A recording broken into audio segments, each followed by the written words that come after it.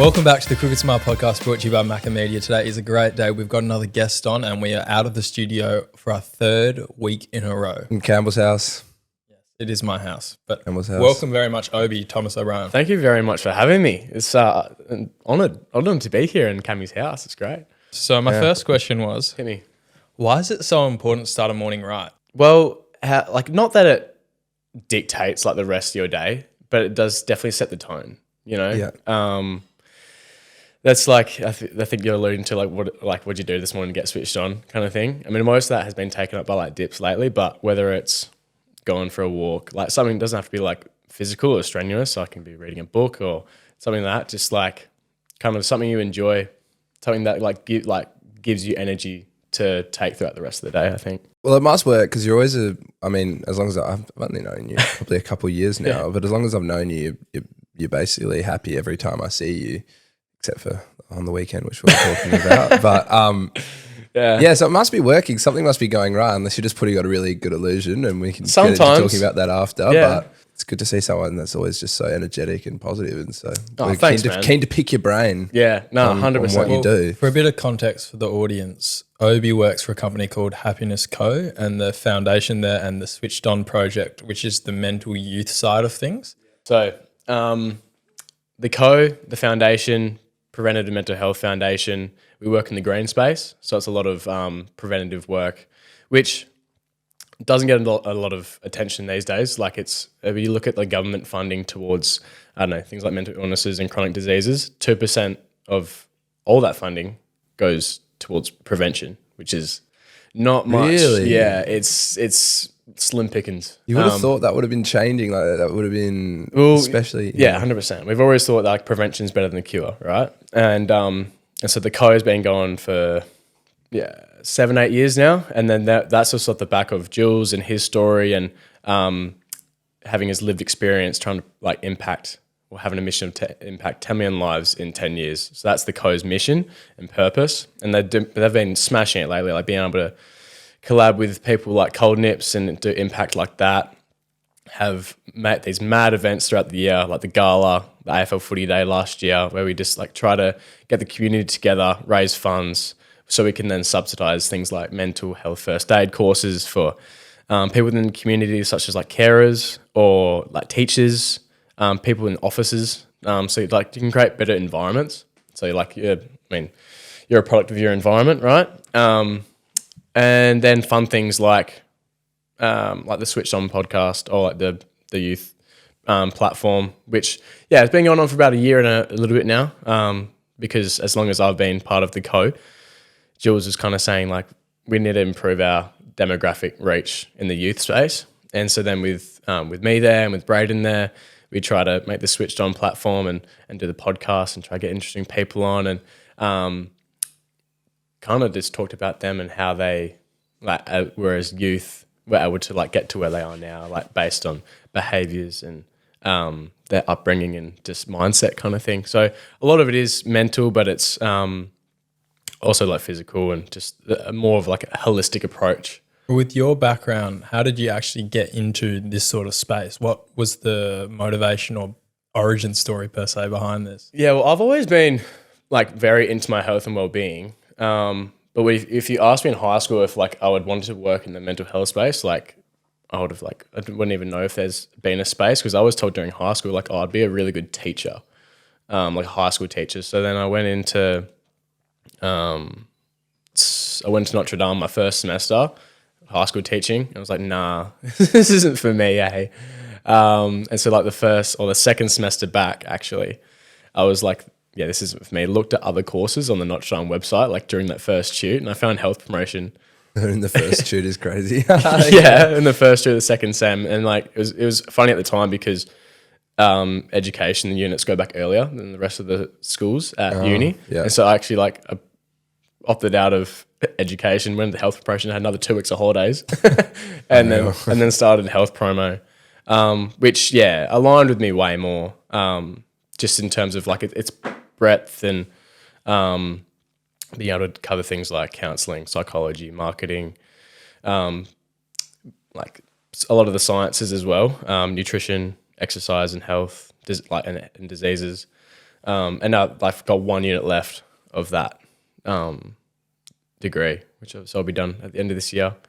But within the course, you have to do a lot of volunteering hours, a lot of prac hours. So like by the time you leave, you have 350 hours of prac under your belt, which is good for Notre Dame because a lot of people don't have that. So like leading into that, like in my early years doing my prac hours, I did things like with RecLink, like playing sports with disabled people. And that was fun. Did that with a good group, and the smile on their faces were just great. Like playing South Free were awesome. And then I went to Stephen Michael Foundation, and we played with a lot of Indigenous kids, like giving like their programs, and just whether it's playing footy or we actually went out to the detention centre at that time when I was there, and just like played sports with them, helped them like cook and like learn these like a couple basic skills. And then I had a couple like mates in the youth space at the time, like Will Massara doing Youth Leadership Academy Australia, and I was like, oh, he's doing amazing stuff. And he didn't have anything going at the time, but he said, mate, like reach out to Happiness Co, Rob and Jules. I've got these contacts for you. So he gave me Rob and Jules' email, and I sent them a pretty like a good initial email. Hi, I'm Tom. Would love to meet up, have a chat about possible work experience at uni, Didn't hear back. And so I followed up once, twice, 3, 4, 5, 6, 7, 8. I think I got up to 8. I got up to 8 follow-ups. Like email follow-ups? Email follow-ups. Did you word them differently, or was it like the same email every I time? think I emailed them differently. I would try to go back recently and like look at them. But it wasn't till that like 8th one that. And ChatGPT wasn't around then? No, it wasn't. Oh, damn it. It wasn't till then that like Jules' assistant Priya, who's still there now, said to Jules, mate, you just got to like, have a coffee with this kid.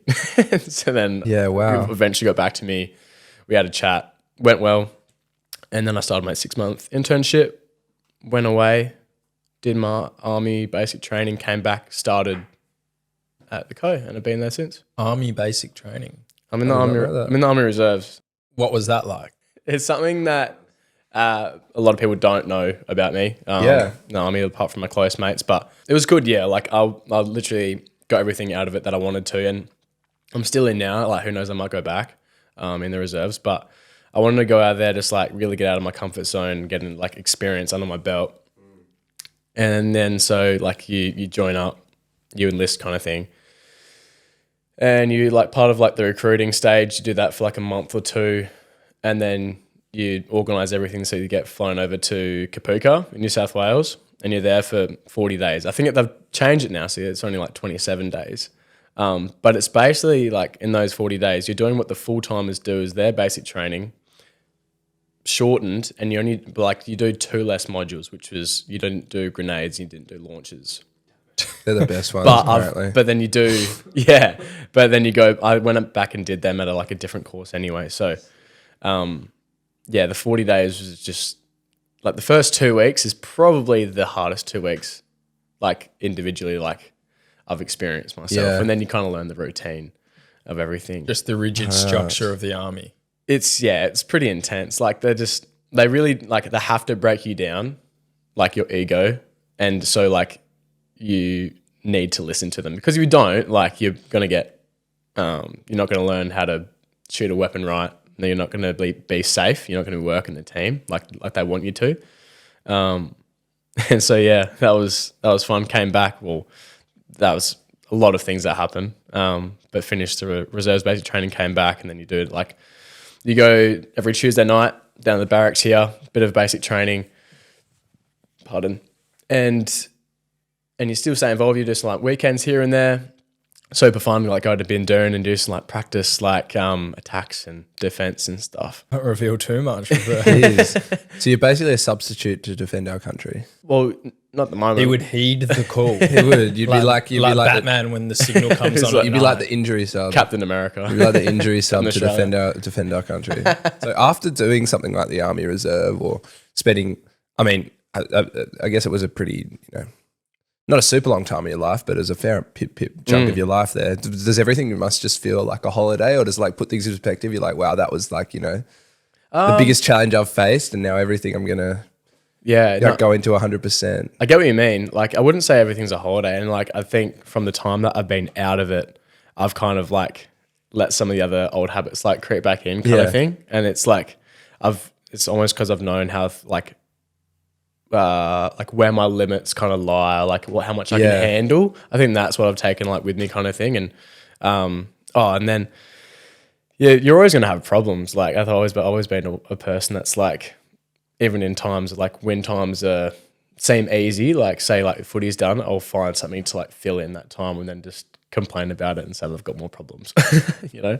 So you probably do a lot of this stuff with Happiness Co, but comfort zones then and getting outside of your comfort zones. What's your stance on that? Getting out of comfort zones? Oh, you have to. And like doing things that you might not necessarily enjoy, but there's always good takeaways from it.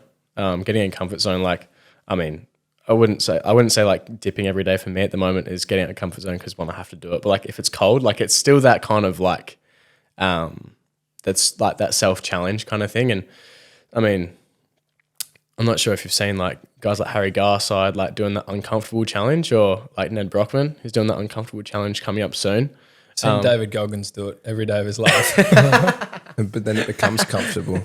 Yeah. Well, then it's like once you become comfortable with it, and you get complacent. And it's like, okay, what's the next thing? Like, what was I'm not sure if it was Laskett's or the Lindsay's one, but you said like doing uncomfortable with something like it like works. Anterior mid-cingulate cortex or something like that. And it's ridiculous. That grows when you do stuff that you don't like doing. So it's essentially your willpower. Yeah. And there's the biggest correlations between mental sharpness and like all-cause mortality and the size of it. So the longer into your life you continue to do that stuff, it's basically the will to live, the longer you're going to live. Yeah, use it or lose it, you know? Yeah. The ice baths would be one of them, because like the cold and not wanting to get in the cold and doing it anyways. And then the ability to do something that's hard then gives you strength to do other things that are hard. 100%. Yeah, no, I agree. And whether it is ice baths or, I don't know, like I heard Chris Williamson say it as well. Like someone asked him whether it's, say, like doing hard things is a mental or a physical like thing. And I said, well, like my brain initially went to, mental, like having the willpower to do it, right? What would you say? Like, doing hard things, was it first mental or is it physical, do you think? I think you need to be physically equipped to do it, but physically you see all these world records broken of what people are actually capable of, and at the end of the day it's mental. Yeah. Well, like with these, like what he followed up saying was sure you can get your like mental to like push you to do something, but like the act of physically doing it, the mental like kind of thing comes after, like say like the mental hit of like dopamine, like the feelings of it, like of euphoria, like comes after. And so then that's what motivates you to keep doing that kind of hard shit. I can't remember his name. I'll pop him up on the screen. But this guy just broke the world record for the world's longest swim. And he did a little hour mini documentary. And it was a 56-hour nonstop swim through the Yukon River in Canada. Wow. And I don't know how he was that fast. It must have been the current or something, but it was like 510 kilometers. What? In one swim. What? Like the video's there, you go watch it. Yeah, I will. I didn't understand the actual distance because like I tried to do the Roto swim this year before I got cancelled. I was over halfway when it got cancelled. Solo? Yeah, and that sucked. But that was 4 hours of swimming into currents, but 4 hours of 10Ks, and I think 510 Ks in 56 hours is nuts. That's absurd. But listening to him talk about it, because he does the documentary and he talks about what got him through the process, and it was his third attempt. He did one in Italy and did one in the Loch Ness and failed both of them, and then did one there. And the biggest thing for him was the gratitude. So thinking about all of his team there that was supporting, because he had a massive medical team and his girlfriend and his trainer and his nutritionist, but thinking about his team, thinking about how thankful he is and how everyone's a part of this with him, and like just that gratitude, he said, was what got him over the line. Yeah, for sure. We often reference at Co's like gratitude is a superpower. And even lately, like that has been a superpower for me that I've kind of fell back on. Like if things are going shit, I'm just like, be grateful anyway. Which yeah, I can take it as you come. Like a lot of people in other like worse situations, and it's like that. It's hard for them to say, and I understand like how wide they can take it. But like for me, like there's been not always like things going great, but when you say be grateful anyway, like kind of like does like a 90-degree turn, and you're able to like have a different perspective on things, and it does make a big difference. And so like when you like that example that you just said of the gratitude getting him through. It's taking away from himself and like the selfishness of it and like making it selfless, like because there's so much more energy to gain from getting inspiration from other people, kind of thing. Yeah, well, it's interesting how you talk about how when you're feeling down, you express gratitude and it makes you feel better. Because I think it was Bob Berg in The Art of Persuasion, I was reading it, and he talks about how just smiling by itself will make you feel better. There's a chemical reaction in the brain where you could be having the worst time ever, but you just start smiling, even if it's not a real smile, and your brain will trick yourself into being happy. It's like faking it till you make it, hey.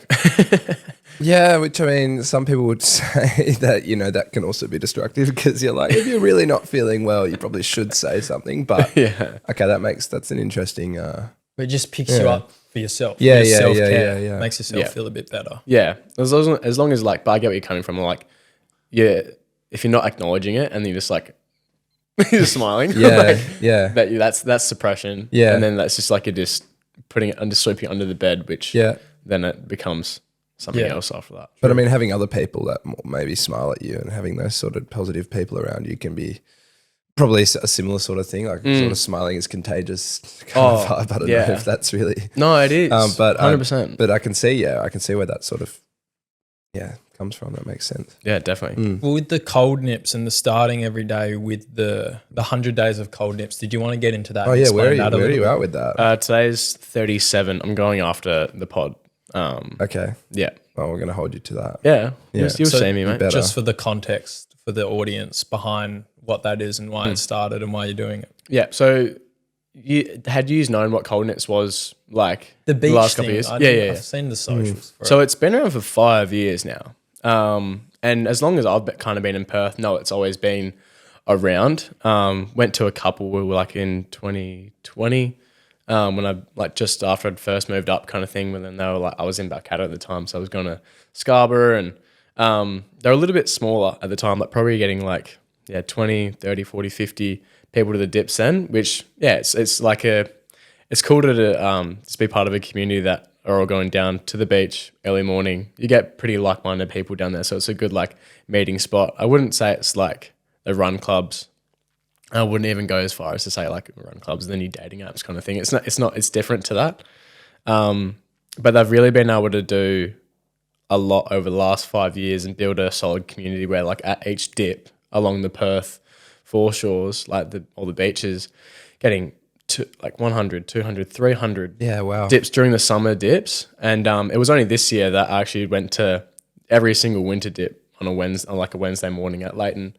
And that it is really wholesome. Like being able, like some of my best days of the week are Wednesdays because I can start off my day with everyone, like with a bunch of people going for a swim and hang around after having a coffee, and then say example like going to uni or going to work. We know exactly how you feel with our Wednesday run club. Club. Yeah. Best day of the week. Even Who's that through with? winter, Fletcher Gardner. Fletcher Gardner, It's his yeah. run club. So Oh, even cool. through winter, before you went away and when you came back, and even while you were gone, I think Braden Rainbow from the Free Club also comes. Oh yeah. Bowie. Bruzzy Rainbow. Legend. Johnny Yeah, he's a Rainbow. ledge. When it was like winter, pouring rain, freezing, like we'd still have the little core that would still go. Yeah. And there was a couple mornings where there was only like 3 or 4 of us, Yeah. and we'd still do the dip Yeah. at Cop Beach Yeah, nice, afterwards, and then the nice. coffee. And we've talked about it on the pod before, but there's something about doing something hard, like going for a run, especially in winter where it's cold, you don't want to get out of bed early. Going for a dip, getting that fresh hit of dopamine, a bit of fresh ocean on you, you're it's grounding insane. your feet, Yeah. it's all happening. Yeah. And then a coffee and a nice chat with your mates afterwards. Cherry It's on not a top. better start to the day. Like Yeah. it really just puts you in a good positive mindset to then go and attack the day. 100%. Get switched on. Switched on. Yeah. And then with the whole cold nips thing, that was started by Gian and Ryan, who's Ryan's in Ireland at the moment, and Gian's currently on the tour now around Australia. And they've always actually, it's kind of a little full circle moment at the kind of thing. They've always like looked at Jules from Happiness Co as like a bit of a mentor, a bit of an idol, and they've helped them a lot. Well, Jules has helped them a lot with developing Cold Nips, just like as a bit of guidance and like building a community, how to like do events and stuff, and just like be the authentic selves and do what they want to do. And so they've known of Co for a while, or Happiness Co for a while, and naturally, as I've been going to the dips as well, just like introduced myself to Gian, had good chats with him, and like he's a great man. Like we get along really well. And so then he found out that I was working for the Co, and at one of their dips, because sometimes they do like sponsored dips, where it's just like, Cold Nips down at Floria. This one's like, we're doing like a pre-dip activation from Happiness Co and switched on. So one morning, like me, Braden, and Jules did like a quick chat, and mindfulness. Well, Jules did the mindfulness exercise like with them before the dip, sorry. And so then just that kind of like little involvement there, and then we managed to get Gian and Ryan on the switched on pod, and just it kind of just like talked about them with their how they got started, their origin stories of Cold Nips, and how that's come along the last couple of years. And just afterwards, we're in the office, and we've got the Mind Body Lounge in Vic Park as well, like just next to our office. And so we got the cryotherapy there, and obviously they're part of Cold Nips, and so we want like just asked if they want to jump in the cryotherapy. They're like, yeah, bloody oath.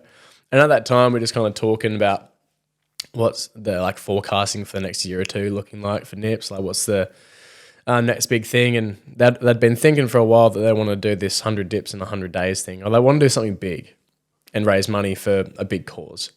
And I was like, well, I know a foundation you can raise money for.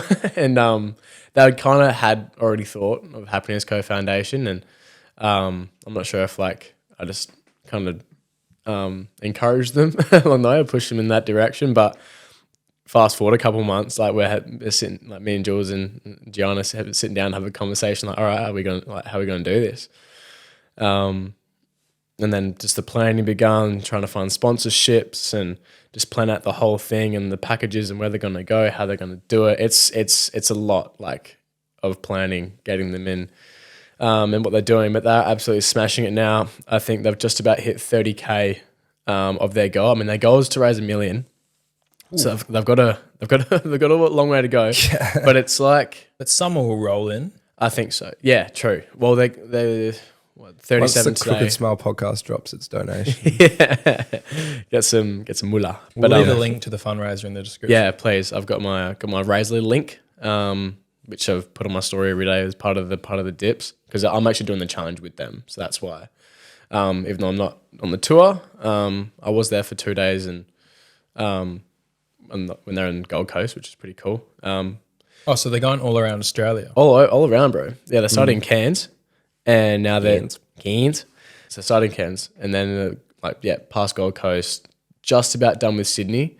They've got to go to Cairns on the 11th, and then pretty much head up Melbourne. And they've got a lot of things lined up for Melbourne, which will hopefully be like really big, and put them on the map. Melbourne kind of thing. Will be cold. Yeah, yeah. So the finale, will it finish in Perth? Finish at Scarborough on the 9th of November. Unreal. I think that would be their biggest dip. Like hopefully like 2,000, 2,500 plus, I reckon. So you've been jumping in. Well, I mean, I've seen you mostly jumping into an ice bath for most of the mornings. And the river, and I'm always scared sharks are going to eat you every time I see that. Yeah, that'd be a tough Instagram post to watch. That would. It is. It'd be good content. But what? I don't know. Sensitive. Not very, it would end up on Instagram Reels. Get like a fact check. He did not get eaten by a shark.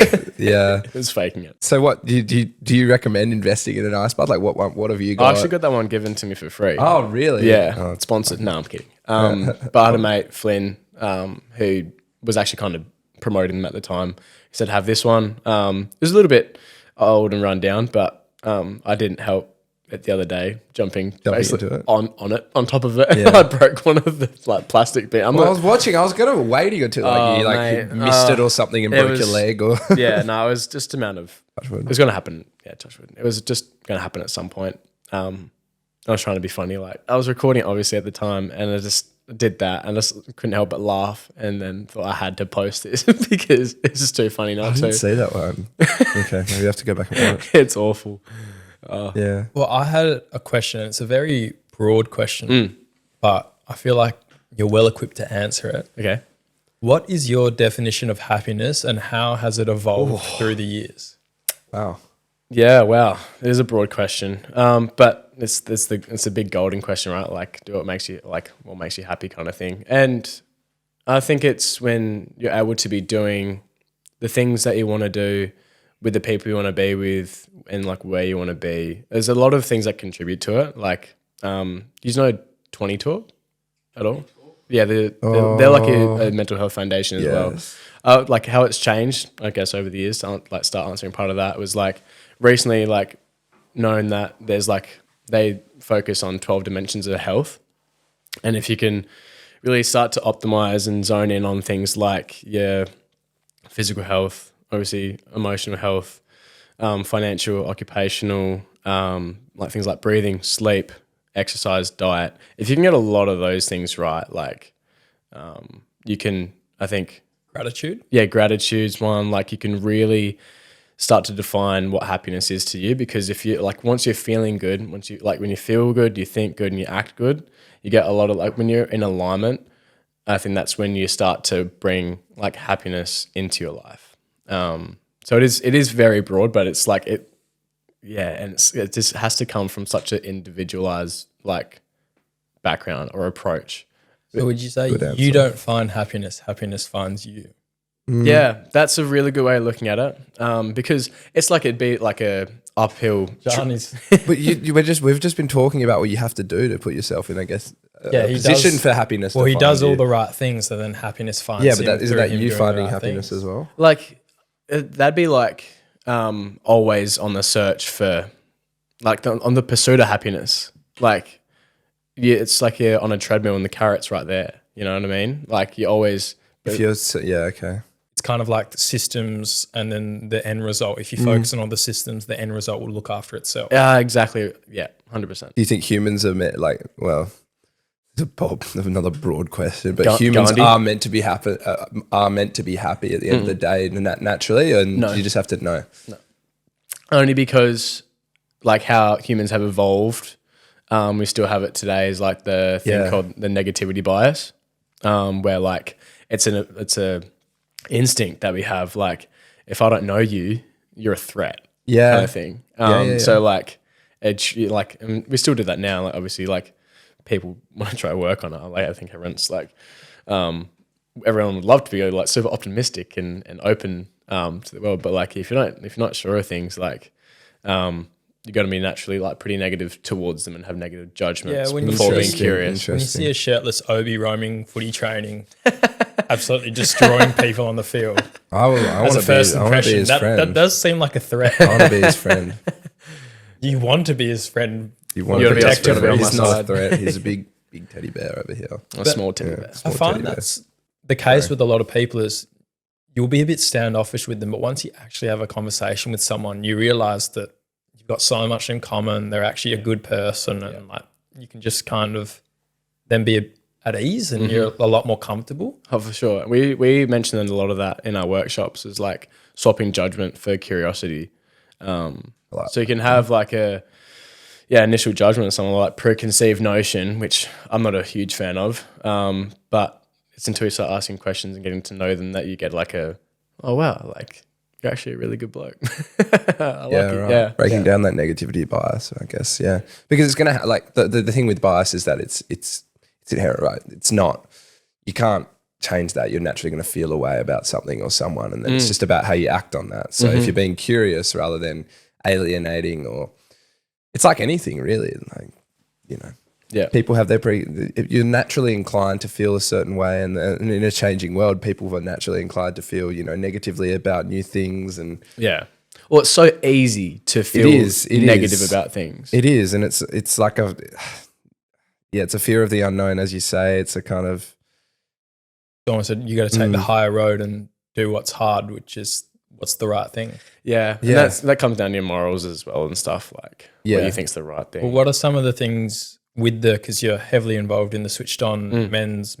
youth program? What are some of the things that you really preach to some of the younger kids growing up today to really work on what we've been talking about? Getting pretty clear, like, on just their values and like their foundation. Like one of the things we do in the workshops is like, it's like the house analogy, where like you have a foundation of the house, you want to be pretty like solid and concrete. And so you have like, they're your values. So mine, for example, were like compassion, persistence, and freedom. And then you have to build like the framework upon that, like your walls and your structures. So your walls are like your support systems, like your friends, your family, communities, footy clubs, people you can like rely on to kind of pump you up. And you have like your furniture on the inside. They're like your hobbies and your passions.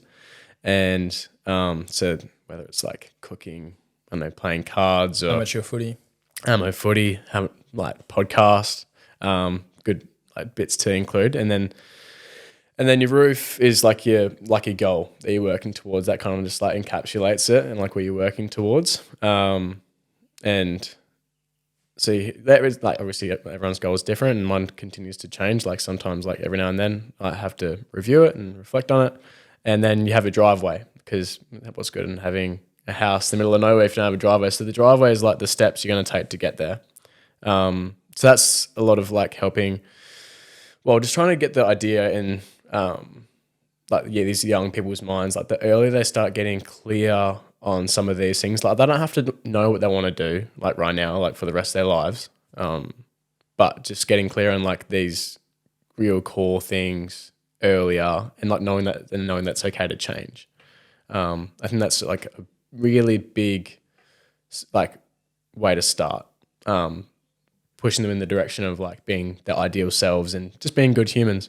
Well, I was going to ask about, because you mentioned, but you can have your question first if you want. No, you can. Okay, thank you. Well, it can be my last question. But you talk about Jules's story. I'm not sure if is that like a public thing, or is that something that, you know? Oh, yeah, it can be. Do you want to explain that story and I can. And how that kind of... Yeah, so I've heard it many a times at things like the gala, the footy days, and just like the men's health events. So whether it's like in person, like speakers projects, and he tells a different way every time depending on the audience, because I'm not sure if you've seen many public speakers in your life, but he is like a gun, Master Yoda.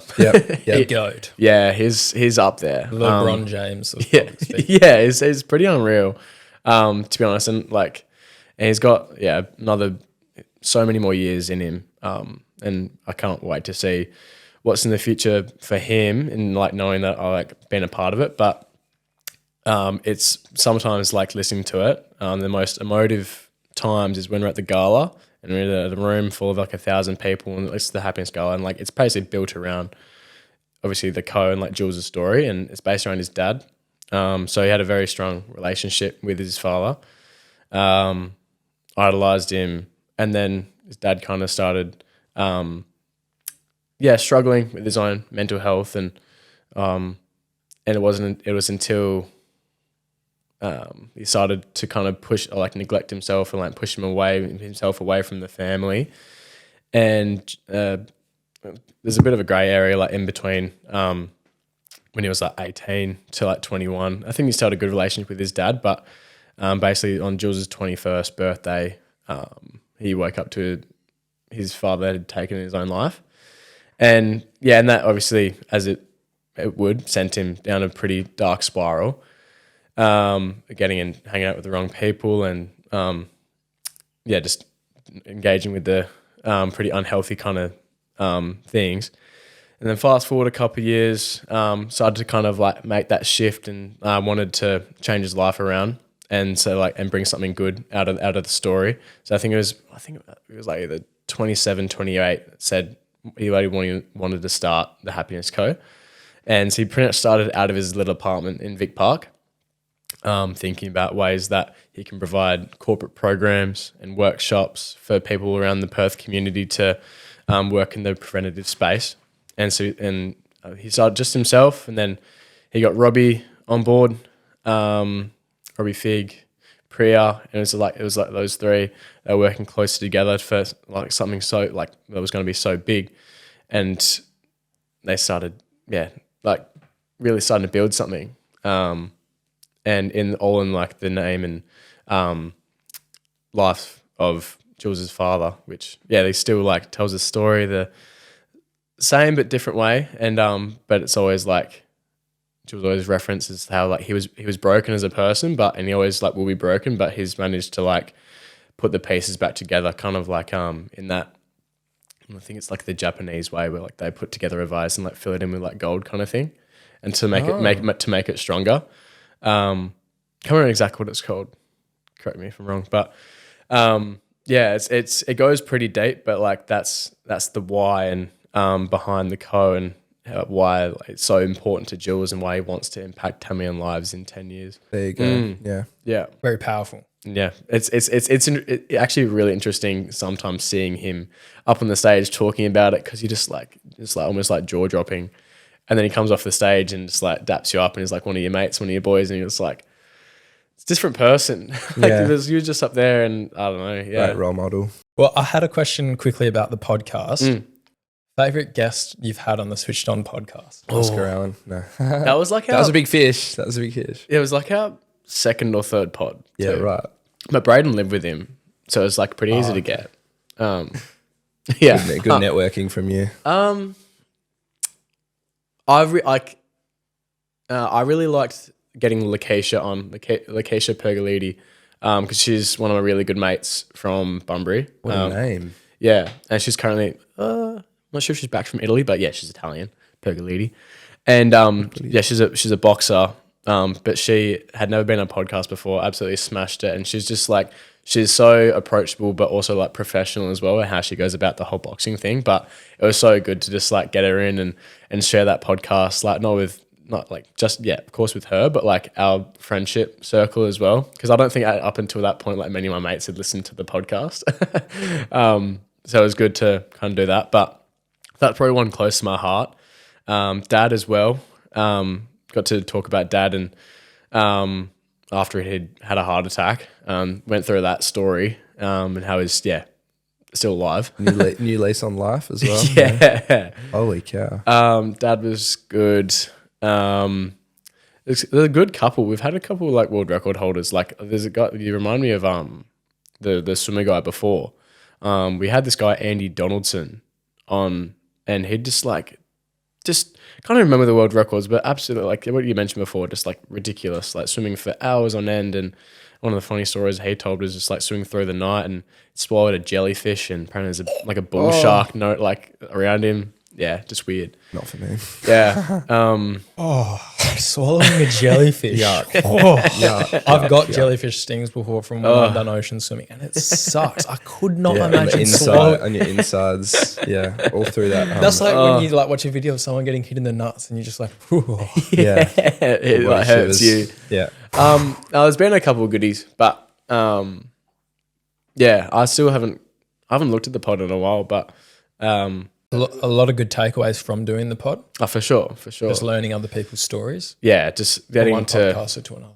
Yeah, 100%. Like just like being curious and talking to them. Yeah, nice. About just their life and how they've been able to get to this point from whatever they've been through. It's been great. Well, was there any other topics you wanted to hit on quickly before you have to shoot off? I wanted to finish. I wanted to mention it before when you'd wanted to know how I described happiness. Just because it relates to a bit of cherry on the top. Nice little quote. Because you've been pretty good all day, so this could really a lot of quotable things have already been said. Can't remember who said it for the record. Not Thomas O'Brien, but when you ask how to describe happiness or how do you attain happiness, it's like, well, everyone wants happiness without any pain, but you can't have a rainbow without any rain. Wow. I'm going to cry. Well, thank you very much for coming on, Beautiful Obi. Really ending. appreciate your time. worries. Thank you Really for having awesome me. story. And Thanks, Tob. Yeah. Toblerone, whatever your nicknames are. Thanks, mate. Appreciate it.